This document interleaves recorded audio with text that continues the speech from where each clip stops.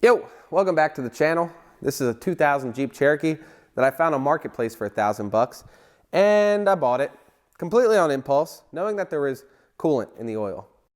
Not good. So today we're going to try and get to the bottom of it, tear it apart, pull the head, and see what we come up with. Let's check it out.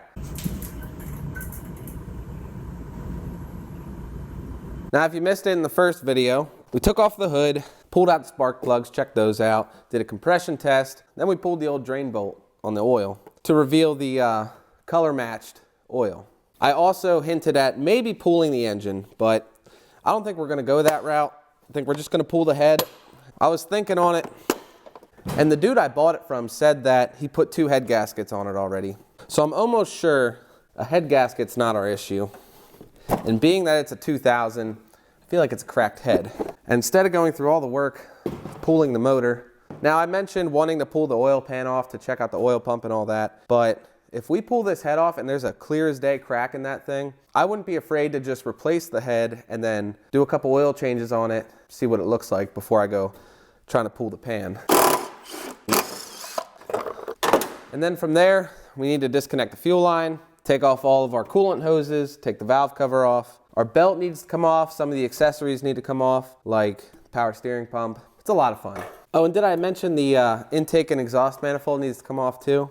That's probably the worst part of this whole thing. As long as I make sure I remember where all the electrical connections go and where all the vacuum lines go, I think we'll be all right. Pulling off this fuel line now. And I know for a fact that the exhaust down there, it's not coming unbolted. We're gonna have to cut it.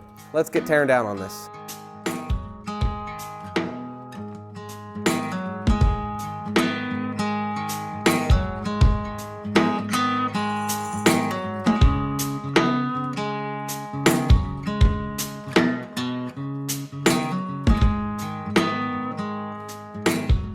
Now we're on to the intake and exhaust manifold bolts. They're shared, except for the 2 corner ones are just for the exhaust. So I usually like to leave those for last. That way you can pull the intake manifold off. So we'll crack these all loose. I'm actually not too worried about breaking bolts because if you put 2 head gaskets on here in a short amount of time, these bolts would have been out.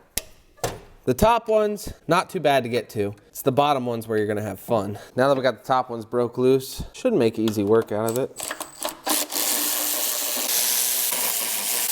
Now let's find the bottom ones. No promise on a good camera angle. I can't see anything under there, so I'm just gonna go fishing. And I'm not even sure how many there are. There's one right there, which is probably gonna be the easiest one. If I remember right, these don't have to come all the way out either. There's one there. Gonna have to send the ratcheting wrench in for that one. The upsetting part is these are definitely the 2 easiest ones. And the really sad part is imagining trying to put this back together. Should've just pulled the engine. Go. Got it loose. Seriously, really? No, really. How? From the bottom? Ooh, from the bottom. No, that's not an option. That actually worked. Holy crap. All right, gonna guess there's one more at the back. Oh, I feel it.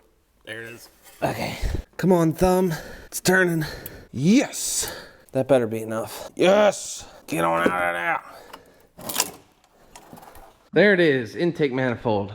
That was a pain in the butt. There were 4 bolts that were shared. Here's the one that was fighting me to the end. Pain in the butt, but we'll get these. Yeah, we'll get those all the way out. What I'm wondering with the exhaust, because these bolts, they don't look okay, okay? I'm wondering if I can just take the mounting bolts off each corner and just squeak by, you know, just pull the exhaust back a little bit, just enough to get the head up and off. We'll take off the valve cover, I think those are 10 mil, and then we'll take off the head. We're gonna have to take off the rocker arms, pull the push rods out, put them in order, then we can take off the head bolts right here, and those are 1/2 inch 12-point deep socket. Got the corner bolts off. Now, I don't know what's about to happen, but we need to get it far enough to clear the stud. So let's, oh wow, plenty of room. Brand new looking gasket, come on. Not bad, I can put that back on the shelf. All right, valve cover, rockers, push rods, head.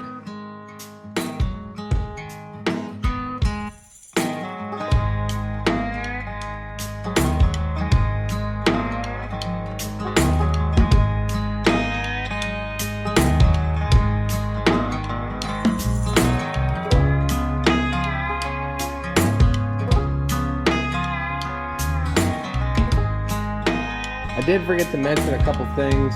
Well, I just found them. I didn't forget. There's a grounding bolt right here that needs to come off. And then 2 bolts that hold the AC bracket are attached to the head. But yeah, got all the head bolts out. Got a landing spot right here. Let's pull this head off. Yank this thing off. Come on now. Okay, try that again. Oh man, why are you sealed on there so good? Oh, you know why? Because that's part of the water pump, not part of the head. You freaking idiot. It's getting late. All right, let's pull this thing out. I actually hope it's cracked.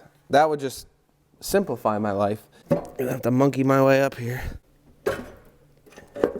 Stay. Why does that head gasket want to come with it so bad? Probably because this bolt's still in here. That bolt actually has to stay in there. I'll explain that in a second. Anyway, let's flip this head over. You know what? Get over here. Doing this together. Is that gonna balance right there? Maybe. I'm not seeing any obvious cracks. Would be good to get this thing magnafluxed. At machine shops, they use a magnetic powder. It finds all the little hairline cracks that you can't see with your naked eye. Let me clean this thing off a little bit, get a better idea. I don't see any cracks big enough to see with the naked eye. I guess the next thing to do is get this head magnafluxed like I was talking about, because there's no sense buying a new head if this one's fine. A couple things. Look at the inside of this valve cover. Yep. But I did discover something completely unrelated to this job. So you see a lifter right there, and it has 2 little bars that hold the cup in. Well, if you look at that one, it doesn't have those 2 little pins holding the cup in. We can probably take a magnet and just pop it right out. See? Came right out. Should not come out separate from the lifter. They are one. Pull out that lifter. We need the bigger magnet. Oh, get in there. Come on. Here we go. Well, even inside the lifters, it's not a pretty sight. So this lifter's junk. Actually looks pretty good. I don't know if I need to change all of them. Maybe I should pull them. All right, I've been standing around pondering things for a few minutes. Here's what I come up with. Not pulling the lifters out. There's not really any point. I do think this engine needs to come out for a few reasons. One, it's halfway there. Everything's disassembled. The bell housing bolts are right there. That baby's ready to come out.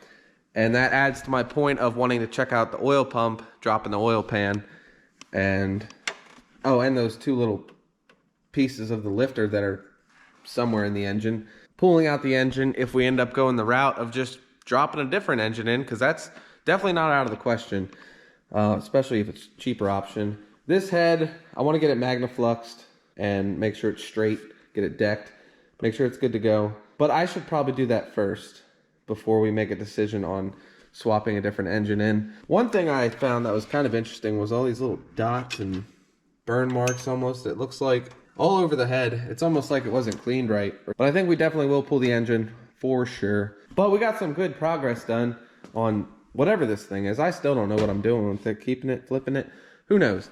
But that's going to wrap it up for this one. Hope you enjoyed it. Take it easy. See you in the next one.